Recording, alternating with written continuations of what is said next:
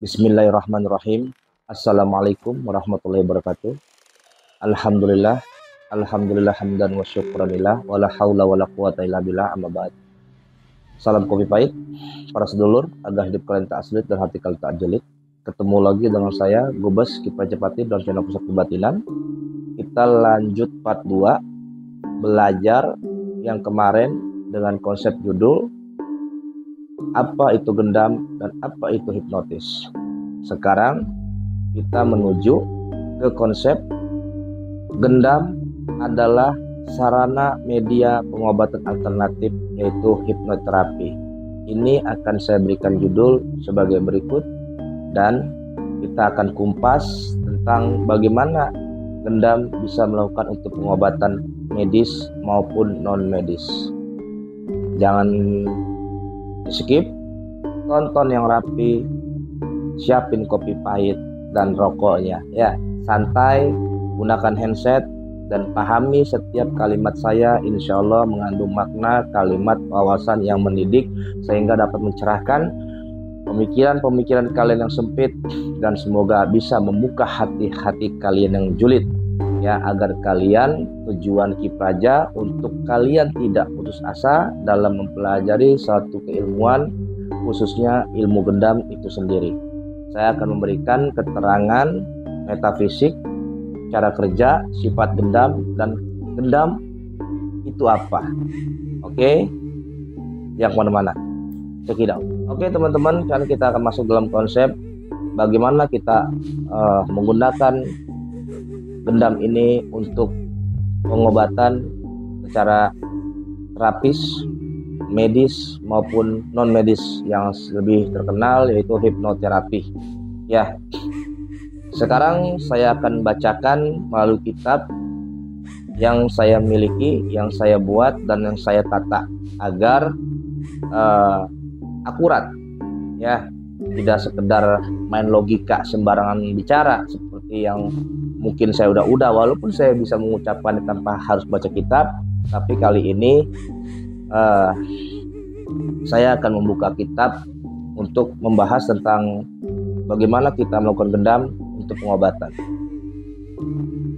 Secara tradisional, untuk menguasai ilmu gendam dibutuhkan beberapa persyaratan yang harus dilalui seperti puasa, mati geni, bertapa, minum darah ayam cemani, melakukan napak tilas di sebuah patilasan untuk mendapatkan energi gaib dan lain-lain.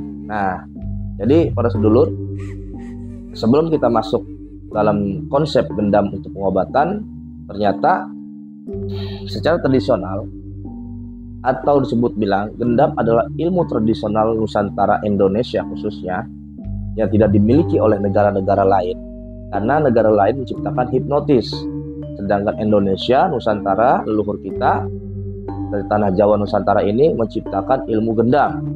Secara tradisional dulu leluhur kita konon mendapatkan ilmu ini dengan bertapa, dengan minum air cemani, dengan napak tilas, mati geni dan lain-lain sebagainya. Sangat berat sekali tirakat ritual lelakon ya, hanya untuk mendapatkan ilmu gendam. Sangat sulit sekali orang-orang terdahulu kita ini menciptakan, mendapatkan ya wangsit ilmu gendam. Hanya untuk mendapatkan ilmu gendam, sampai ada yang bertapa, yang harus puasa mati geni, harus lelakon makan ayam darah cemani dan bla bla bla bla lain-lainnya, tergantung bagaimana si praktisi tersebut dalam melakukan tapak tilas.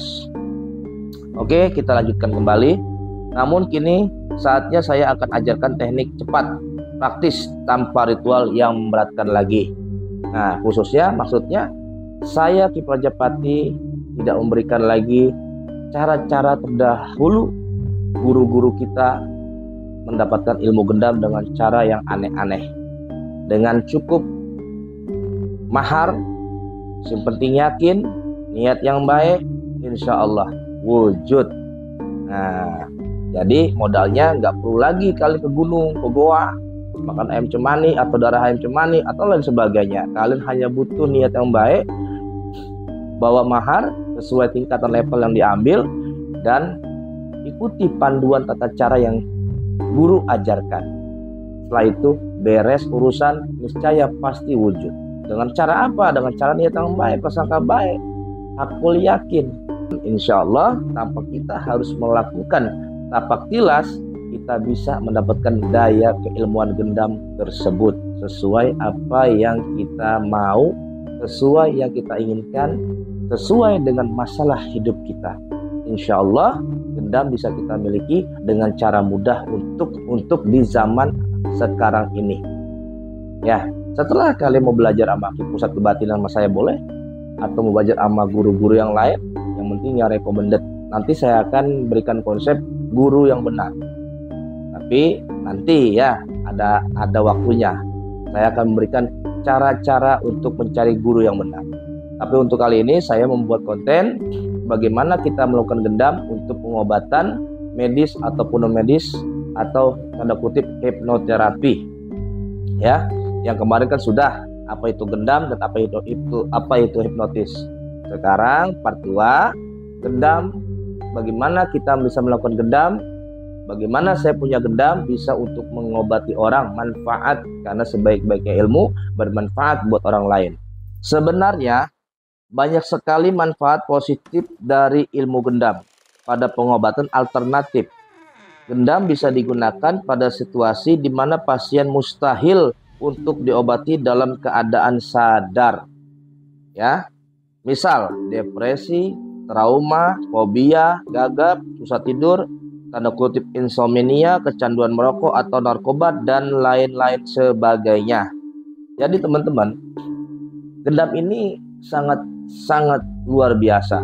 Selain gendam ini bisa kita melakukan permainan hiburan seperti hipnotis, dan gendam pun bisa melakukan hipnoterapi atau disebut bahasa tradisionalnya alternatif, pengobatan alternatif. Ya, bisa untuk mengobati orang depresi, fobia, gagap, kecanduan merokok, dan narkoba serta yang lain-lain dengan cara dalam keadaan sadar. Bagaimana Ki Praja caranya saya melakukan pengobatan agar saya bisa manfaat dan saya bisa mengobati orang dengan saya memiliki ilmu gendam yang dari guru saya atau yang dari Ki Praja ijazahkan kepada saya. Baik, saya akan memberikan contoh. Misal ada pasien sakit datang mengeluh sama Anda, atau tetangga Anda, atau saudara Anda, atau istri, atau suami, atau anak Anda, atau paman, atau ponakan Anda, siapapun dia mengeluh kesah pada Anda, dia minta pertolongan sama Anda, minta diobati sama Anda, berarti dia yakin Anda bisa mengobati dia. Itu paling utama, itu dulu yang penting. Karena Anda mengobati dia tapi dia tidak yakin sama Anda, percuma. Sehebat apapun doa Anda, tidak akan membuatnya jadi baik. Karena apa? Karena awal utama startnya aja pasien atau orang yang sakit tersebut sudah tidak percaya dengan kualitas Anda. Jadi si pasien harus benar-benar menanamkan kepercayaan diri pada Anda bahwa Anda bisa menangani penyakitnya, bahwa Anda mampu mengatasi kesembuhan dari penyakit yang dia derita. Kalau ini sudah beres, maka lakukanlah tahap kedua, yaitu dengan memberikan syiar bahwa semata-mata apabila Anda sembuh itu atas izin Allah. Ya, atau sebaliknya apabila tidak sembuh, saya hanya manusia biasa yang hanya bisa berikhtiar. Lalu bagaimana setelah itu? Tahap ketiga, Anda lakukan mantra dengan pasien dengan berkomunikasi dengan pasien, perintahkan pasien untuk berdoa kepada Tuhan untuk penyembuhan penyakitnya dan apa aja penyakit yang dirasakan. Setelah itu lakukan teknik for healing seperti apa yang sering saya lakukan di konten Pusat Kebatinan bersama praktisi-praktisi yang mengambil keilmuan gendam dengan teknik seperti itu. Ya, setelah for healing ditidurkan, maka Anda bisa melakukan hal selanjutnya yaitu dengan magnetis, ya, dengan mesmerism, dengan reiki, dengan ruqyah Al-Quran, dengan ilmu khodam, ataupun dengan spirit tenaga dalam. Sesuai latar belakang Anda sebelum Anda memiliki ilmu gendam, ilmu apa yang Anda pelajari.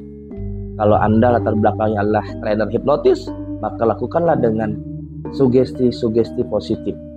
Kalimat-kalimat positif yang membuat masuk ke alam bawah sadar yang pasien itu, sehingga pasien itu menerima sugesti positif dari Anda, sehingga pasien itu sembuh dari penyakitnya. Apabila Anda latar belakangnya adalah ustadz, senang baca Quran, suara Anda bagus, setelah di hyper healing dia tidur, maka bacakan Al-Quran. Kalau dia penyakitnya medis, insya Allah dia sembuh. Apabila dia non medis, maka dia akan kepanasan atau mungkin kerasukan seperti orang kesurupan. Ya, disitulah membedakan mana medis dan non medis. Nanti ketahuan ketika kita lakukan for healing, ditidurkan, baru kita lakukan tahap kedua dengan apa yang Anda inginkan. Mau dengan ilmu khodam, mau dengan ditarik dengan tenaga dalam, dengan magnetis, dengan mesmerism, dengan reiki, atau dengan yang lain sebagainya sesuai apa yang Anda yakini sebelum Anda memiliki ilmu gendam. Ya, tapi kalau Anda gendam sejati, maka bacakanlah mantra gendam. Salurkanlah energi gendam seperti layaknya menyalurkan energi prana. Ya, begitu cara penyembuhan ilmu gendam. Tapi kalau saya hipnotis gimana Ki? Nah, bisa dikolaborasi. Setelah Anda menyalurkan energi gendam, energi prana ke dalam pasien yang sudah di for healing agar penyakitnya sembuh, maka setelah itu lakukanlah kata-kata kalimat positif, yaitu sugesti hipnotis. Nah, contoh misalkan saat ini Anda sudah sembuh, ya, semua penyakit Anda sudah hilang, dan yakinkan itu bahwa sekarang Anda sudah jauh lebih baik. Nah, itu boleh setelah itu Anda melakukan kata-kata berulang-ulang, yaitu ala versi hipnotis. Tapi saya tidak pandai bicara Ki.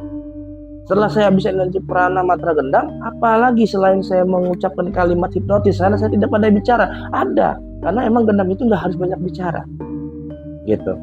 Nah, maka lakukanlah Anda dengan hikmah, dengan tenaga dalam. Oh, saya nggak pernah bicara, saya tidak bisa tenaga dalam Ki, karena saya tidak pernah belajar ilmu kanuraga tenaga dalam. Ya sudah, kalau begitu Anda lakukan dengan ilmu gaib, ilmu khodam. Hadirkan khodam tangan di tangan Anda. Oh, saya tidak punya ilmu khodam Ki, saya tidak bisa masuk khodam Ki, dan saya tidak mau ada khodam-khodaman. Ya sudah, baca ayat Quran Al-Fatihah 7 kali, ayat kursi 7 kali, Al-Ikhlas, Al-Falaq, An-Nas. Bacakan di kepala ubun-ubun cakra mahkotanya. Nah, begitu teman-teman. Jadi ya, punya ilmu itu jangan ribet. Itu banyak jalan menuju Roma, kata Bang Haji Roma. Ya, banyak jalan menuju Roma. Ya, assalamualaikum. Ini orang kadang terpaku. Dia mentang-mentang punya ilmu gendam, dia harus dengan gendam. Dia mentang-mentang punya ilmu hikmah, dia harus dengan hikmah. Dia mentang-mentang punya ilmu gaib, dia harus berpaku pada ilmu gaib. Tidak kawan, tidak seperti itu. Jangan dangkal, jangan picik, jangan sempit punya wawasan. Kolaborasilah. Ya, kolaborasi dengan kemampuan semaksimal mungkin Anda punya. Lakukan, coba. Jangan menyerah para sedulur. Jangan menyerah. Kalau Anda menyaksikan, kalau apabila saya setiap mengobati orang-orang yang kena santet, kena tenung, di sini banyak sekali di daerah Tangerang Kabupaten yang saya obati kena penyakit ilmu hitam, santet, tenung, ataupun kiriman-kiriman dari ilmu sihir, ilmu hitam. Sayangnya tidak bisa dikonten, tidak boleh dipublikasi. Kalau aja boleh, mungkin sedulur bisa melihat teknik saya dalam mengobati setiap penyakit-penyakit para pasien, para klien yang saya datangi kena ilmu hitam. Apa yang saya lakukan? Saya mau kolaborasi dengan power healing, dengan daya gendam. Setelah itu saya lakukan dengan ilmu khodam. Setelah itu saya kolaborasi dengan energi spirit tenaga dalam. Setelah itu saya baru jangkar dengan ayat-ayat Al-Quran. Oke? Lalu saya tinggalkan sejenak, biarkan dia power healing setelah dijangkar dengan ruqyah Quran. Setelah itu baru saya kasih motivasi, kata-kata sugesti. Menjangkar dengan kalimat, kata-kata sugesti yang membuat dia menjadikan motivasi bahwa dia sudah baik. Jadi semua saya pakai, teman-teman. Saya pakai. Apapun saya pakai. Gitu. Yang penting tujuan kita baik. Yang penting tujuan kita benar. Yang penting pasien ini teratasi problemanya. Jadi nggak usah dibikin ruwet, nggak usah dibikin bingung. Ya, gitu. Itulah indahnya banyak ilmu, teman-teman, para sedulur. Ya, tapi nggak usah pesimis bagi yang baru punya ilmu gendam level 1. Jangan pesimis. Karena keberhasilan seseorang itu bukan dari ilmunya, tapi dari belajarnya. Tapi belajarnya tidak akan menjadi suatu buah, suatu nikmat kalau nggak ada istiqomah, yaitu konsisten. Jangan pernah bosan, apalagi prasangka jelek sama guru. Jangan males. Terus dawamin mantranya. Buka kebatinan Anda melalui explore mantra. Setelah itu Anda akan berhadapan di masyarakat Anda. Anda akan ditemui orang-orang yang sakit. Entah sakitnya medis, entah non medis. Maka lakukan cara yang saya ucapkan saat ini. Pahami konsep yang saya berikan teori dalam konten ini. Ya, dengan tataan yang benar.